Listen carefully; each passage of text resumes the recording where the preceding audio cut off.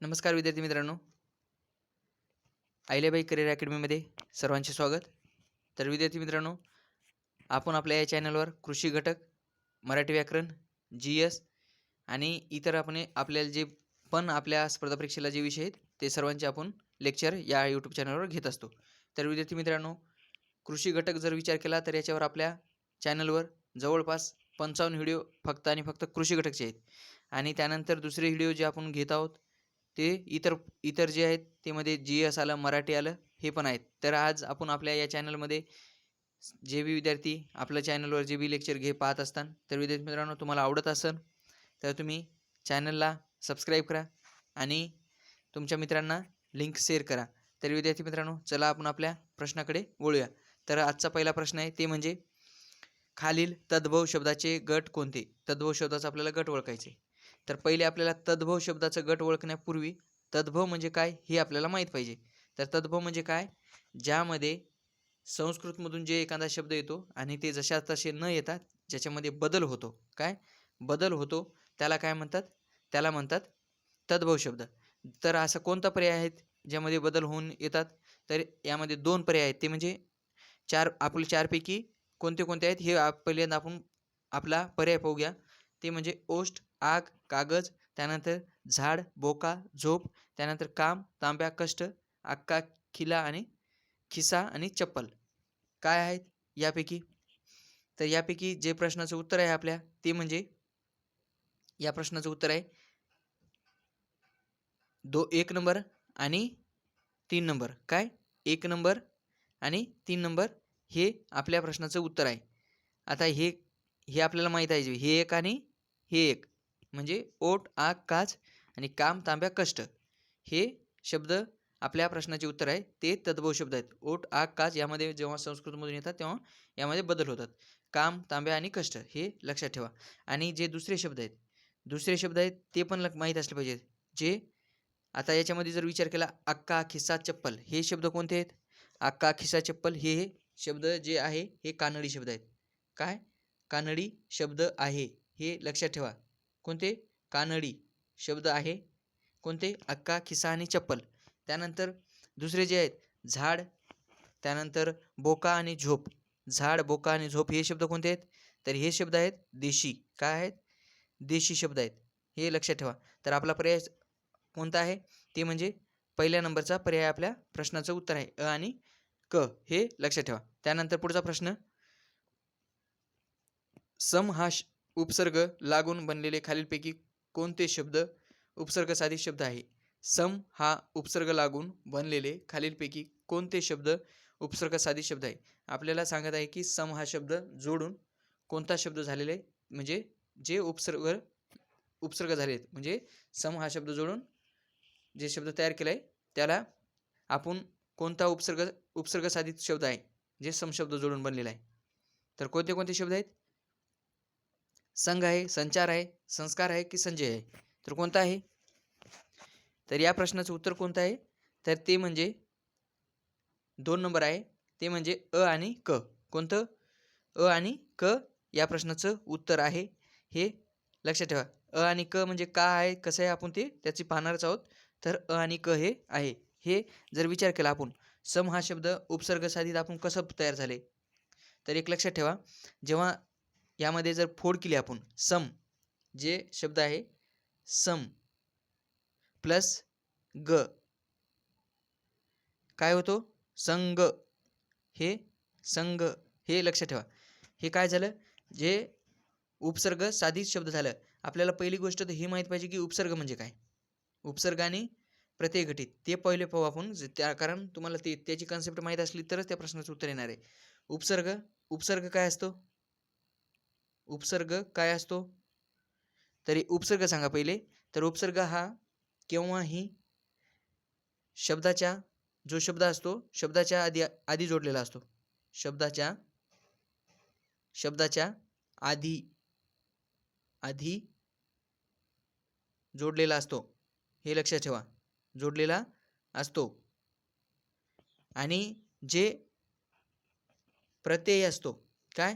प्रत्यय जे असतात म्हणजे प्रत्यय घटित. ते प्रत्यय घटित कधीही शब्दाच्या शब्दाच्या शेवटी जोडलेले असतात. काय? शब्दाच्या शेवटी जोडलेले असतात. जोडलेले असतात. हे लक्षात ठेवा. हे तुम्हाला माहीत पाहिजे. हे दोन कन्सेप्ट जेव्हा तुम्हाला माहीत असतील तरच त्या प्रश्नाचं उत्तर येणार आहे. तर काय आहे या प्रश्नाचं उत्तर? तर या प्रश्नाचं उत्तर काय आहे ते म्हणजे आपण सांगितले अ आणि क. तर कसं? जे आपल्याला उपसर्ग सांगितले, जे म्हणजे शब्दाच्या आधी जोडले जातात त्याला उपसर्ग म्हणतात. तर सम प्लस ग म्हणजे काय? संग हे शब्द तयार होतो. त्यानंतर आपण दुसरा पर्याय जर पाहिला, कोणता? आपला जे पर्याय आहे आपल्यामध्ये, आपण ते क म्हणजे सी मध्ये कोणता? संस्कार. आता संस्कार शब्दाची फोड कशी केली? तर सम प्लस कार. सम प्लस कार म्हणजे काय? संस्कार हे होतो. हे प्रत्यय जे जोडले गेले, प्रत्यय नाहीये, उपसर्ग जोडले गेले, त्याला आपण हे दोन शब्द आहेत. कोणते कोणते? संग आणि संस्कार. हे लक्षात ठेवा. त्यानंतर पुढचा शब्द, हे विद्यार्थी मित्रांनो जर समजलं नसेल तर इतके विचार करू नका. आपण पुढे पण प्रश्न पाहणार आहोत अशाच प्रकारचं. तिथे आपण अजून डिटेलमध्ये समजून घेऊ. पहिली गोष्ट याच्यात फक्त एवढं लक्षात ठेवा की उपसर्ग आणि प्रत्यय घटित हे दोन कन्सेप्ट ज्याला समजलं त्यांना या प्रश्नाचं उत्तर येतो. त्यानंतर पुढचा प्रश्न पाहू. पुढचा प्रश्न आहे ते म्हणजे प्रत्यय साधित शब्द. आत्ताच आपण काय पाहिलं? प्रत्यय काय असतो? प्रत्यय साधित शब्द. प्रत्यय कोणाला म्हणतात? जे शब्द काय केलं जातं? जे शब्द शेवटी जोडले जातं. काय? शब्दाच्या शेवटी जोडले जाते. शब्दाच्या शेवटी जोडले जाते.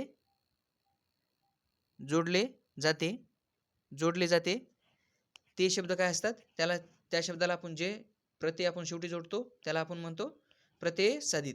शब्दाच्या शेवटी प्रत्यय जोडले जाते. हे लक्षात ठेवा. काय? प्रत्यय जोडले जाते किंवा एखादा शब्द जोडला जातो त्याला आपण प्रत्यय साधित शब्द म्हणतो. व्याख्या पाठ करण्यापेक्षा आपल्या जे आपण ढोबळ मानाने जे विचार करून आपण जे ते स्वतःहून तयार केलेली असते ते आपल्या लवकर लक्षात राहतो. त्यासाठी मी तुम्हाला एकदम अशा ढोबळ मानाने आणि एकदम सोप्या पद्धतीने सांगत आहे. तर प्रत्यय साधित शब्द, शब्दाच्या शेवटी जोडलेला प्रत्ययाला आपण काय म्हणतो? प्रत्यय साधित शब्द म्हणतो. तर कोणते कोणते आहेत प्रत्यय साधित? आपल्याला 4 पर्याय दिलेत. ते म्हणजे रचना, मदन, रंगारी, बनाव. आता 4 पर्यायाचे अजून खाली पर्याय दिलेले आहेत. तर काय आहेत? फक्त अ, ब, फक्त क, ड, फक्त अ, क, वरील सर्व पर्याय अचूक आहेत. तर विद्यार्थी मित्रांनो हे प्रश्न सर्व परीक्षांसाठी उपयुक्त आहे. तुम्ही इव्हन जे PSIची असो किंवा तुम्ही सरळ सेवा असो किंवा तुमची पोलीस भरती असो, कोणतीही एक्झाम असो आपल्या महाराष्ट्र सरकारची, त्यामध्ये हे उपयोगी आहे. हे लक्षात ठेवा. आणि हे जे असे मी प्रश्न घेत आहे, हे काही प्रश्न आपण असे घेतलेत आणि पुढचे प्रश्न सोपे आहेत. हे लक्षात ठेवा. कोणीही लेक्चर सोडून जाऊ नका. आपण पुढे पहा जेणेकरून तुम्हाला चांगले वाटेल आणि सोपं जाईल. तर प्रत्यय घटित शब्द कोणते कोणते आहेत? तर कोणते कोणते आहेत यामध्ये प्रत्यय घटित शब्द? तर यामध्ये वरील सर्व अचूक आहेत. काय? वरील सर्व अचूक आहेत. या प्रश्नाचं उत्तर काय? वरील सर्व. रचना. आता रचना शब्द आहे तर याची फोड कशी केली आहे रचनाची? आपण रचना.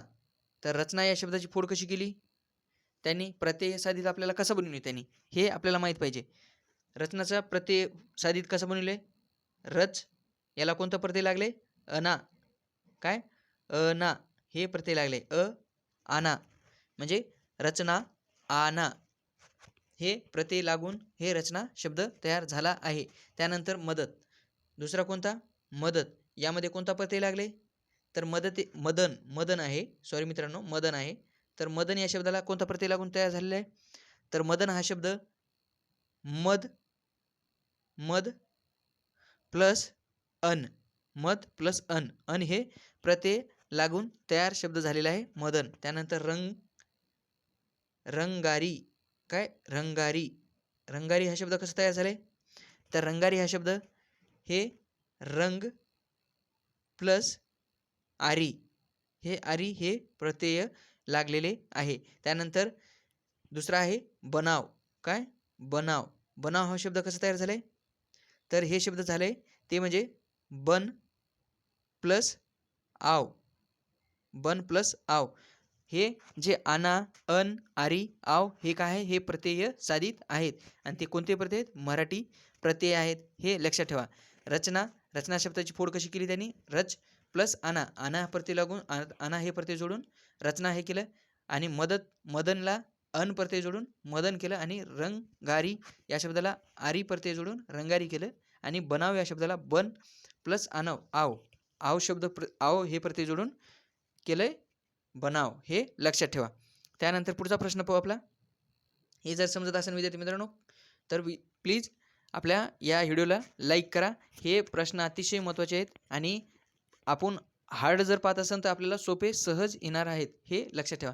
त्यानंतर पुढचा प्रश्न आहे ते म्हणजे पर्यायी उत्तरातून खालील शब्द समूहांना एक शब्द सुचवा. मोफत, कोरडा, शिधा मिळण्याचे ठिकाण. काय आपल्याला एक शब्द सांगायचे की मोफत, कोरडा, शिधा मिळण्याचे ठिकाण. त्याला काय म्हणतात, त्याला अन्नछत्र म्हणतात, धर्मछत्र का सदावर्त का अन्नकूट, तर काय म्हणतात. या प्रश्नाचं उत्तर काय आहे, जिथे आपल्याला काय मिळतं, काय मिळतं सांगा. ज्या ठिकाणी मोफत, कोरडा, शिधा मिळण्याचे ठिकाण याला काय म्हणतात, तर याला म्हणतात सदावर्त. काय म्हणतात, सदावर्त असे म्हणतात, हे लक्षात ठेवा. आणि जर आपण जे पर्याय दिले त्यांचा जर विचार केला, हे पहिले लक्षात ठेवा की मोफत, कोरडा, शिधा मिळण्याचे ठिकाण त्याला म्हणतात काय, सदावर्त म्हणतात, सदावर्त. तर जे अन्नछत्र आहे, आता आपण अन्नछत्र, धर्मछत्र आणि अन्नकूट यांचं जर आपण पाहिलं, याचा अर्थ आपल्याला याचा अर्थ माहीत असलं पाहिजे.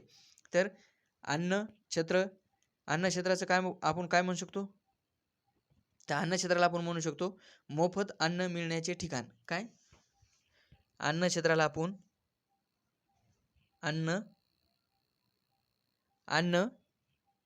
छत्र, अन्नछत्र, अन्नछत्राला आपण काय म्हणू शकतो, तर अन्नछत्राला आपण म्हणू शकतो ते म्हणजे मोफत, मोफत, मोफत मिळण्याचे,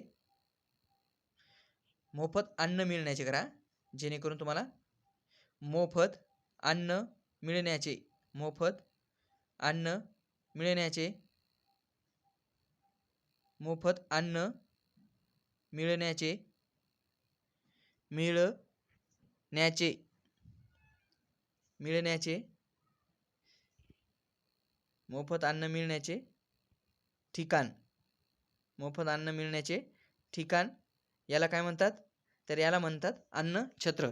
तर दुसरा जर पाहिला आपण, दुसरा काय आहे ते म्हणजे दुसरा आहे धर्मछत्र. काय, धर्मछत्र. दुसरा आहे ते म्हणजे धर्मछत्र. तर धर्मछत्र काय आहे, धर्मछत्र, धर्मछत्र याची जर फोड केली आपण तर काय होते, तर या शब्दाचा अर्थ होतो धार्मिक ठिकाण. काय होतो ते म्हणजे धार्मिक, धार्मिक, धार्मिक ठिकाण, हे लक्षात ठेवा. धार्मिक ठिकाण याला म्हणतात धर्मक्षेत्र. त्यानंतर जर पुढचा पाहिला आपण, पुढचा काय आपला ते म्हणजे सदावर्ते. आपण सदावर्ते तर पाहिले, मोफत शिधा मिळण्याचे ठिकाणला आपण सदावर्ते असे म्हणतो. हे या शब्दांची फोड केल्यानंतर आपल्याला हे येतात, हे लक्षात ठेवा. त्यानंतर पुढचा प्रश्न पाहू आपला, ते म्हणजे पुढचा प्रश्न आहे पर्यायी उत्तरातील लक्ष्यार्थ सूचित करणारा शब्द कोणता. पर्यायी उत्तरातील लक्ष्यार्थ सूचित करणारा शब्द कोणता. आमच्या दारावरून हत्ती गेला, आमच्या दारावरून हत्ती गेला, याच्यामध्ये आपल्याला लक्ष्यार्थ सूचित करणारा शब्द सांगायचे, तर कोणता आहे. या प्रश्नाचं उत्तर काय आहे, लक्ष्यार्थ आपल्याला सांगायचे. तर या प्रश्नाचं लक्ष्यार्थ कोणतं होतो, आमच्या दारावरून हाती गेला.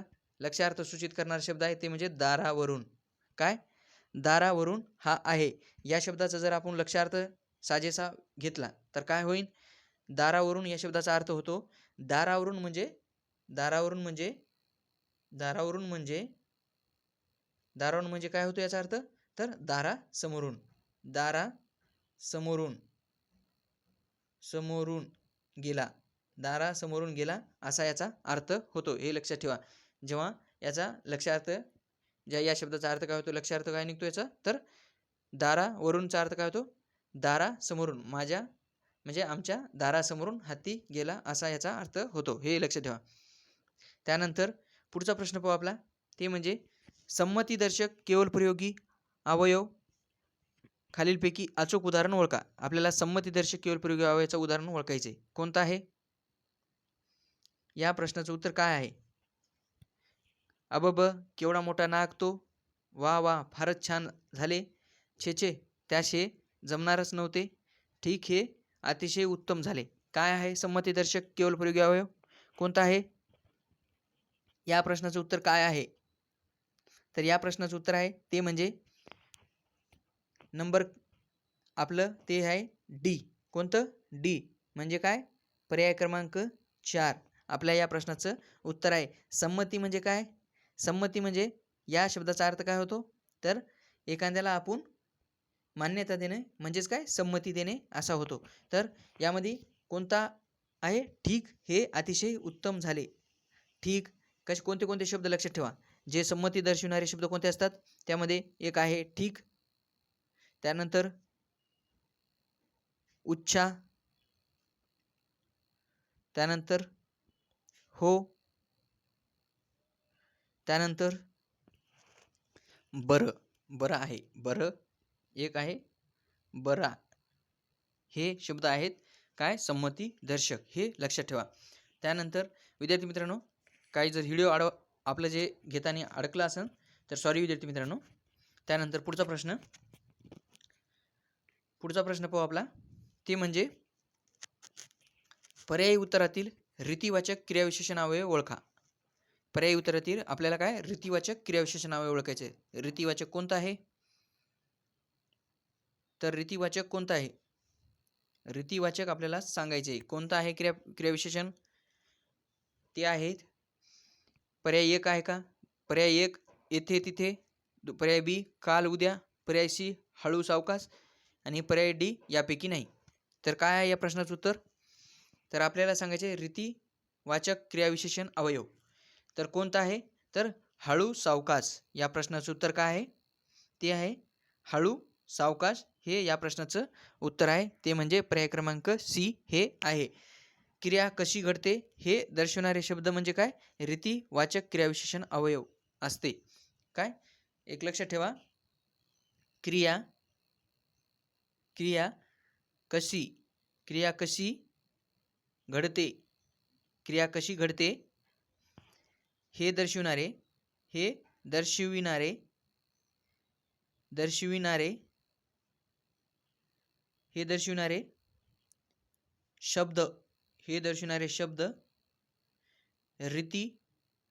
शब्द, रीतिवाचक क्रिया विशेषण अवयव असतात, हे लक्षात ठेवा. क्रिया कशी घडते हे दर्शविणारे शब्द रीतिवाचक क्रियाविशेषण अवयव असते. आता कशी घडते, तर हळूवार आणि सावकाश घडते, हे रीतिवाचक, रीत सांगत आहे. हळूवार आणि सावकाश, ज्यामधून रीत सांगितली जाते त्याला म्हणतात रीतिवाचक क्रियाविशेषण अवयव. क्रिया कशी घडते हे दर्शवणारे शब्द म्हणजे रीतिवाचक क्रियाविशेषण अवयव होय. यामध्ये हळू आणि सावकाश हे आहे. त्यानंतर पुढचा प्रश्न पाहू आपला. तर पुढचा प्रश्न आहे, पर्यायी उत्तरातील गटाबाहेरचे असलेले विशेषणाचे सामान्य रूप होणारी विशेषण कोणते? पर्याय 4 दिलेत आपण आणि यामध्ये आपल्याला सांगितले की सामान्य विशेषणापासून सामान्य रूप होणारा एकच असा पर्याय आहे की त्याचं सामान्य रूप होतो आणि इतर तिघांचं होत नाहीये. तर कोणता आहे? त्यामध्ये गरीब, भल्ला, लोकरी आणि कडू कोणता आहे ज्याचं सामान्य रूप होतो आणि इतरांचं होत नाही, हे प्रश्न आपल्याला सांगत आहे. तर कोणता आहे? यामध्ये भल्ला या शब्दाचा सामान्य रूप होतो. काय? भल्ला. हे डबल ल झालंय, फक्त भल्ला असा आहे, भल्ला, हे लक्षात ठेवा. तर याचा सामान्य रूप होतो आणि इतरांचं होत नाहीये. भल्लाचं सामान्य रूप काय होतो? आपण विशेषणाचे सामान्य रूप होणारे विशेषण कोणते, तर आपण म्हणतो की भला माणूस. काय? भला माणूस असं आपण म्हणतो. म्हणजेच काय, यापासून आपण सामान्य रूप काय म्हणतो करू शकतो, तर भल्या माणसाने. काय? भल्या माणसाने, माणसाने, भल्या माणसाने, हे लक्षात ठेवा. असं होतो, भल्या माणसाने. कारण तुम्हाला प्रत्येक कन्सेप्ट क्लिअर झाली तरच तुम्हाला प्रश्नाचे उत्तर येणार आहेत, हे सगळ्यांना माहीत असलं पाहिजे. माणसाने काय, तर प्रश्नाचं उत्तर काय आपल्या भल्या माणसाने. याचं सामान्य रूप झालं भल्या, हे सामान्य रूप झाले. फक्त भला या शब्दाचंच सामान्य रूप होतो, हे लक्षात ठेवा. गरीब, लोकरी आणि कडू या शब्दाचं सामान्य रूप होत नाही, हे लक्षात ठेवा. त्यानंतर पुढचा प्रश्न पाहू आपला. पुढचा प्रश्न आहे ते म्हणजे पर्यायी उत्तरातील सर्वनाम असलेले योग्य पर्याय उत्तर कोणते. यामधून आपल्याला सर्वनाम असलेले योग्य पर्याय निवडायचे. कोणत्या पर्यायामध्ये सर्वनामाचा वापर केलेला आहे. तर पर्याय 1 देवा, राजनला क्षमा कर. त्यानंतर जनतेला जागृत करणे आमचे कर्तव्य आहे. पर्याय 3 आहे राजू आता घरी जा. आणि पर्याय 4 आहे उद्या सुधाकर शाळेत येणार नाही. तर यापैकी आपल्याला सांगायचे की कोणत्या वाक्यात सर्वनामाचा वापर केलेला आहे. तर कोणत्या, तर पर्याय क्रमांक 2. काय आहे, पर्याय क्रमांक 2 मध्ये याचा वापर केलेला आहे. ते म्हणजे कोणतं, जनतेला जागृत करणे आमचे कर्तव्य आहे. यामध्ये सर्वनामाचा वापर केलेला आहे. ते कोणतं सर्वनाम आहे, तर ते आहे आमचे, हे लक्षात ठेवा. आमचे हे सर्वनाम आहे. आणि विद्यार्थी मित्रांनो, तुम्हाला याचं माहीत पाहिजे की नामाऐवजी वापरलेला शब्द म्हणजेच सर्वनाम. नामाऐवजी वापरलेला शब्द म्हणजेच काय, सर्वनाम होय, हे लक्षात ठेवा. नामाऐवजी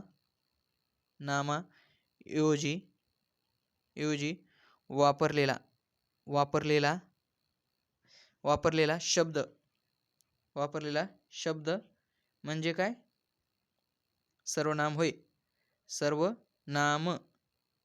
सर्वनाम होय, हे लक्षात ठेवा. नामाऐवजी वापरलेला शब्द म्हणजे सर्वनाम होय. तर आमचे हे सर्वनाम आहे या वाक्यात, हे लक्षात ठेवा. त्यानंतर पुढचा प्रश्न पाहू आपला.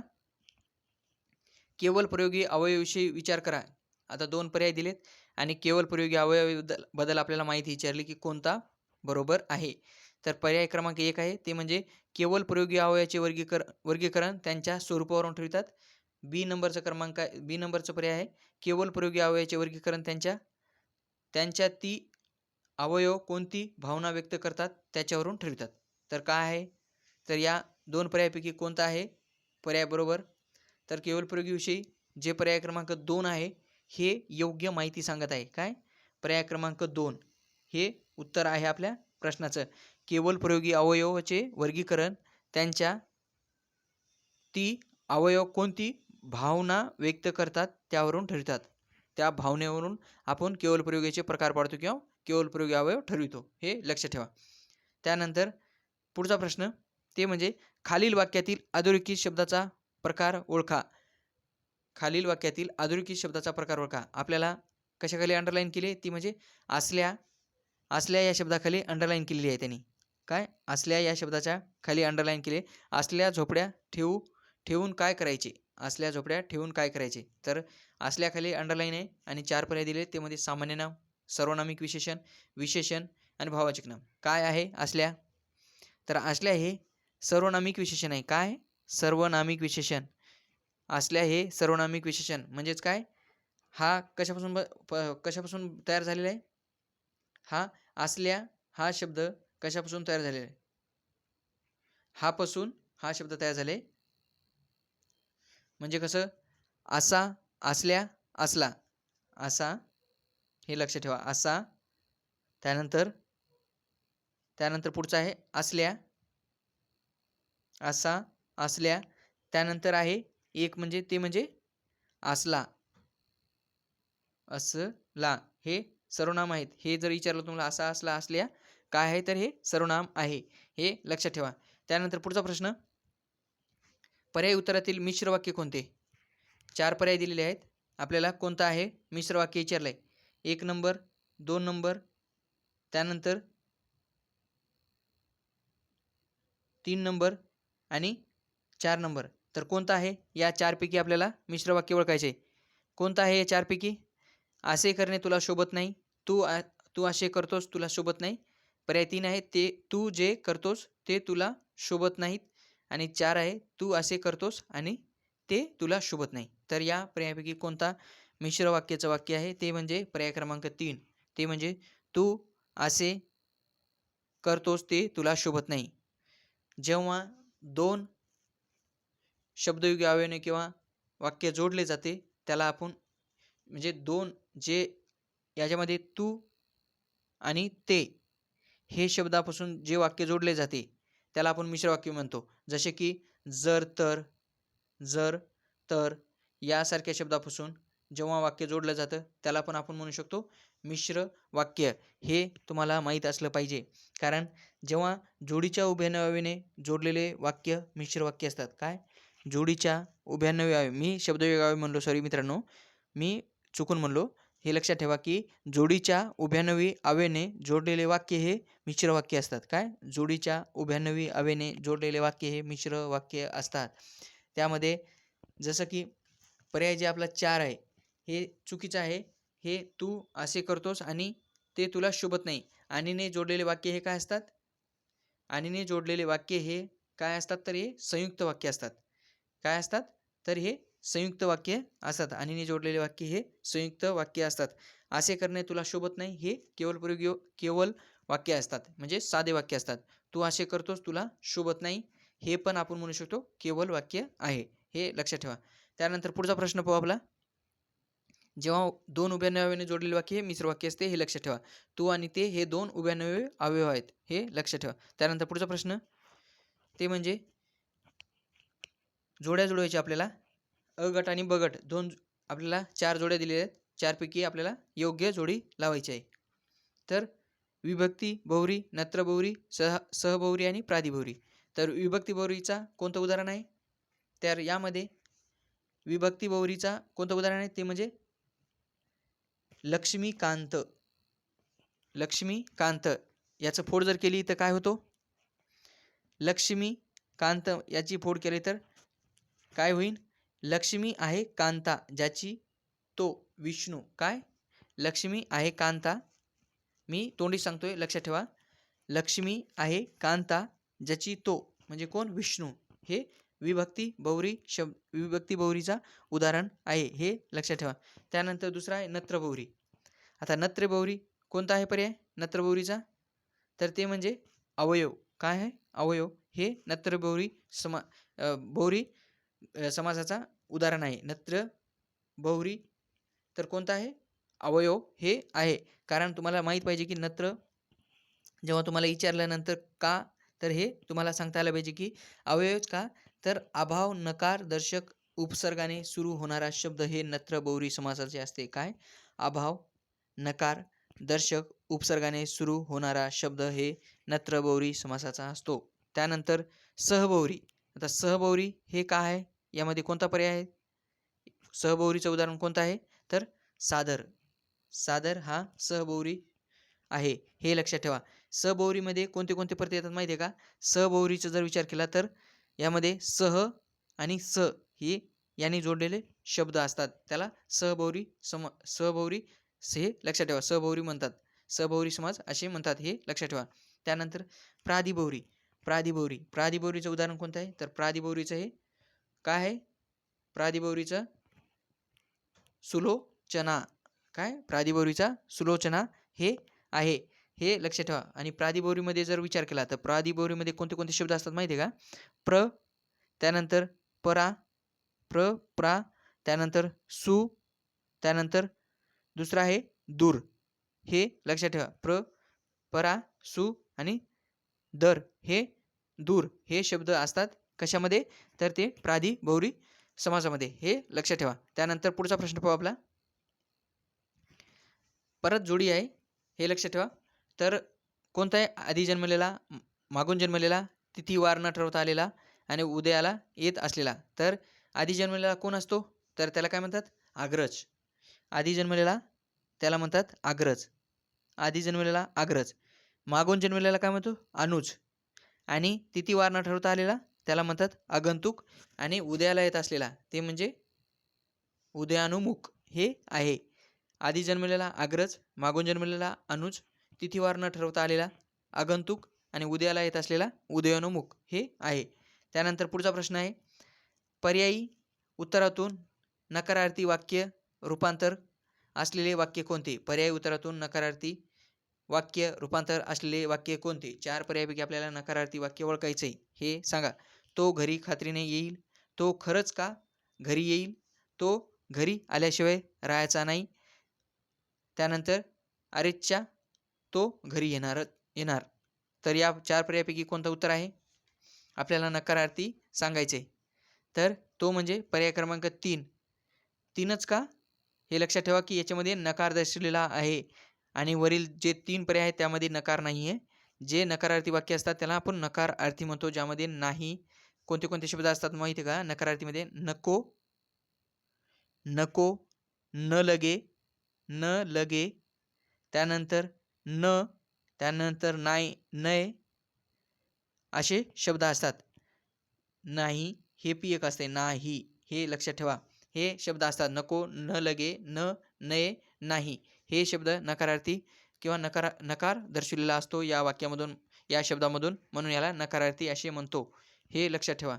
त्यानंतर पुढचा प्रश्न आहे ते म्हणजे तुमची गाय दिसायला सुरेख आहे या वाक्यात वाक्य विधेयक कोणते? पुढीलपैकी अचूक पर्याय निवडा. तुमची गाय दिसायला सुरेख आहे या वाक्यात विधेयपूरक कोणते? खालील पर्यायातून आपल्याला निवडायचे आहे ते म्हणजे विधेयपूरक. कोणता आहे विधेयपूरक? आपल्याला पहिले उद्देश माहीत पाहिजे, त्यानंतर विधेय माहीत पाहिजे. हे 2 माहीत असल्यानंतर आपल्याला विधेयपूरक हे निघेल किंवा माहीत म्हणजे आपल्याला समजेल की विधेयपूरक काय असतं. तर उद्देश म्हणजे काय? उद्देशलाच आपण काय म्हणतो? कर्ता. उद्देशलाच आपण कर्ता म्हणतो आणि विधेयला काय म्हणतो? क्रियापद. हे लक्षात ठेवा, क्रियापद. क्रियापद. तर आपल्याला पहिले आपण कर्ता म्हणजे उद्देश कोणता आहे हे समजून घेऊ. तुमची गाय दिसायला सुरेख आहे. दिसणारी काय आहे? गाय. गाय काय आहे? तर उद्देश आहे. गाय काय आहे? म्हणजे उद्देश म्हणजे कर्ता आहे. त्यानंतर दिसण्याची क्रिया कोणावर घडते? तर गायीवरच घडत आहे. तर हे लक्षात ठेवा. तर त्या व्यतिरिक्त जर विचार केला तर विधेयपूरक काय असतात? विधेयपूरक आता तुम्हाला कळायला पाहिजे की विधेयपूरक काय आहे? विधान पूरकालाच विधेयपूरक म्हटले आहे. काय? विधान पूरकालाच आपण काय म्हणतो? विधेयपूरक म्हणतो. तर यामध्ये ते पर्याय आहे कोणता? दिसायला सुरेख. दिसायला सुरेख जे विधेयाविषयी माहिती सांगतो त्याला आपण म्हणतो विधेयपूरक असे म्हणतो. तर काय आहे? हे आहे पर्याय क्रमांक 2. दिसायला सुरेख हे शब्द जे आहे ते आहे विधेयपूरक, जे विधेयाविषयी माहिती सांगत असतात. त्यानंतर पुढचा प्रश्न पाहू आपला. पुढील वाक्यातील मूळ विधेय असलेला शब्द कोणता? मूळ विधेय आपण आत्ताच विधेय पाहिलं. आपण आत्ताच विधेय पाहिलंय. तर विधेयचा अर्थ काय सांगितलं मी तुम्हाला? मी तुम्हाला सांगितलं विधेय म्हणजे काय? क्रियापद.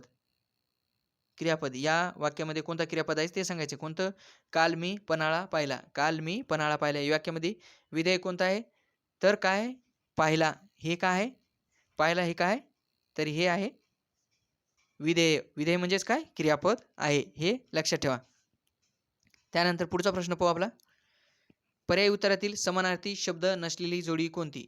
पर्यायी उत्तरातील समानार्थी शब्दाची नसलेली जोडी सांगायची आपल्याला. कुंजर, सारंग, कनक, हेम, अर्णव, अनिल. अर्णव आणि अनिल आहे विद्यार्थी मित्रांनो. अर्णव आणि अनिल ही जोडी आहे. त्यानंतर भुज आणि बाहू हे आहे. त्यामध्ये आपल्याला काय सांगायचे? समानार्थी नसलेली जोडी. तर कोणती आहे? तर यामध्ये कोणती जोडी आहे? तर यामध्ये अर्णव आणि अनिल ही जोडी आहे. ती म्हणजे काय आहे? समानार्थी नाही. अर्णव आणि अनिल. अर्णव आणि अनिल ही विरुद्ध जोडी आहे. म्हणजे विरुद्ध म्हणजे वेगळी जोडी आहे. कुंजर, सारंग यालाच आपण हत्ती म्हणतो. कुंजर आणि सारंगलाच काय? हत्ती म्हणतात. हे लक्षात ठेवा. हत्ती. त्यानंतर कनक आणि हेमला काय म्हणतात? कनक आणि हेमला काय म्हणतात? तर कनक आणि हेमला सोने म्हणतात. काय? सोने. कनक आणि हेमला सोने असे म्हणतात. सोने. हे लक्षात ठेवा. त्यानंतर अर्णव आणि अनिल याचा काय अर्थ आहे? अर्णव म्हणजे काय? अर्णव आहे त्याला म्हणतात समुद्र. समुद्राचा समानार्थी अर्णव. समुद्राचा समानार्थी अर्णव. तर अनिल या शब्दाचं काय आहे? वारा. समानार्थी शब्द काय वारा, हे लक्षात ठेवा. आणि भुज आणि बाहूचं काय, भुज आणि बाहूलाच काय म्हणतो आपण हात, हात म्हणतो. भुज आणि बाहूलाच काय म्हणतो हात, काय म्हणतो भुज आणि बाहूलाच काय म्हणतो हात, हे लक्षात ठेवा. काय म्हणतो हात. हे आपण याची फोड करून पाहिले आणि यांची काय, हे कशाला काय म्हणतात हे आपण डिटेलपणे पाहिलेलं आहे. त्यानंतर पुढचा प्रश्न आहे, खालीलपैकी प्रशंसादर्शक केवलप्रयोगी अवयव कोणते. खालीलपैकी प्रशंसादर्शक केवलप्रयोगी अवयव कोणते. काय आपल्याला प्रशंसादर्शक सांगायचे, ज्याच्यामधून स्तुती केलेली आहे असे शब्द कोणते आहे. कोणता आहे, आग, आहा, अरे, आई ग, शाबास, वाह, यापैकी नाही. तर काय आहे या प्रश्नाचं उत्तर. तर या प्रश्नाचं उत्तर काय आहे ते म्हणजे शाबास आणि वाह. याला आपण काय म्हणतो प्रशंसादर्शक. एखाद्याने चांगलं काम केलं तर आपण त्याची प्रशंसा करतो, म्हणजेच काय त्याला शाबासकी देतो, हे लक्षात ठेवा. आणि आपण जे प्रश्न घेतो विद्यार्थी मित्रांनो अतिशय महत्त्वाचे आहे. कोणाला हार्ड वाटत असेल तर हे तुम्ही जर सराव केला तर तुम्हाला, हे हार्डचे सराव केला तर तुम्हाला सोपा तर सर्वांनाच येणार आहे. आणि हार्ड जर आलं तर तुमचे ऑलरेडी तुम्ही त्यांच्यापेक्षा प्लस राहणार आहेत, हे लक्षात ठेवा. त्यासाठी सोप्यापासून अवघडाकडे तर जाणं चांगलंच आहे, पण आपण डिटेलपणे माहिती घेत आहे आणि सविस्तरपणे सांगत बी आहे आणि सोपं करून सांगत आहे. त्यासाठी कोणतं हार्ड किंवा कोणतं अवघड आहे, कोणतं सोपं आहे हे विचार न करता तुम्ही लेक्चर शेवटपर्यंत पहा, हे समजून घ्या विद्यार्थी मित्रांनो. त्यानंतर वा, छान, पकड, खासी यासारखे केवलप्रयोगी अवयव प्रशंसा दर्शवितात असतात. काय, वा, त्यानंतर छान, पकड, वा, छान, पकड. त्यानंतर दुसरा आहे खाशी. खाशी हे शब्द काय दर्शवितात, तर हे प्रशंसा दर्शवित असतात, हे लक्षात ठेवा. त्यानंतर पुढचा प्रश्न पाहू आपला, हळूहळू हा कोणत्या प्रकारचा शब्द आहे. हळूहळू हा शब्द कोणत्या प्रकारचा आहे. प्रत्ययसाधित, सामासिक, उपसर्गसाधित आणि अभ्यस्त. कोणता आहे. तर हळूहळू हा शब्द आहे काय आहे, अभ्यस्त शब्द आहे. अभ्यस्त शब्द आहे. हळूहळू हा अभ्यस्त शब्द आहे, हे लक्षात ठेवा. तर अभ्यस्तामध्ये जर त्याचा मेन प्रकार जर विचारला तर पूर्ण अभ्यस्त. काय, पूर्ण अभ्यस्त शब्द आहे, पूर्ण अभ्यस्त, हे लक्षात ठेवा. ज्यामध्ये एकाही शब्दाचा पूर्णपणे एकाही शब्द न चेंज करता जे शब्द तयार होतो, जसं हळूहळू, यामध्ये कोणताही त्या हळूहळू व्यतिरिक्त कोणताही शब्द दुसरा आलेला नाही आहे. आपण त्याला सरळ सरळ म्हणू शकतो की पूर्ण अभ्यस्त. आणि ज्याच्यामध्ये एखादा शब्द ॲड होतो किंवा नवीन येतो त्याला आपण म्हणतो काय म्हणतो, दुसरा एक शब्द आहे अभ्यस्त, पूर्ण अभ्यस्त आणि अंश अभ्यस्त. तर अंश अभ्यस्तामध्ये शब्दामध्ये चेंज होऊन येतो त्याला अंश अभ्यस्त शब्द म्हणतात. पण मेन आपल्याला प्रकार विचारलाय कोणता आहे, तर अभ्यस्त हा आहे, हे लक्षात ठेवा. त्यानंतर विद्यार्थी मित्रांनो आपण आपल्या या टॉपिकमध्ये 35 प्रश्न पाहिलेत. किती पाहिलेत, तर 35 प्रश्न पाहिलेत विद्यार्थी मित्रांनो. त्यासाठी विद्यार्थी मित्रांनो तुम्हाला जर आवडत असेल हे लेक्चर तर विद्यार्थी मित्रांनो तुमच्या मित्राला आणि तुमच्या ग्रुपमध्ये, जर ग्रुप असेल विद्यार्थी मित्रांनो तिथे ही लिंक शेअर करा विद्यार्थी मित्रांनो. तुम्हाला असेच लेक्चर नवनवीन मी देणार आहे आणि तुमच्या लाईक आणि सबस्क्राईबमुळे आणि तुम्ही मला सपोर्ट केल्यामुळे विद्यार्थी मित्रांनो मला उत्साह वाढतो आणि मी नवीन नवीन व्हिडिओ बनवत राहतो. तर विद्यार्थी मित्रांनो चला आज आपण इथेच थांबूया. तर विद्यार्थी मित्रांनो आपल्या या चॅनलला सबस्क्राईब करून घ्या प्लीज, हे समजून घ्या. कारण तुमच्यामुळे मी हे लेक्चर बनवत आहे आणि तुमच्या लाईकमुळे आणि तुमच्या सबस्क्राईबमुळे आणि तुम्ही मला सपोर्ट करता, त्यामुळे मी आपण आपलं हे सिरीज सुरू केलेली आहे. तर धन्यवाद मित्रांनो, थांबूया.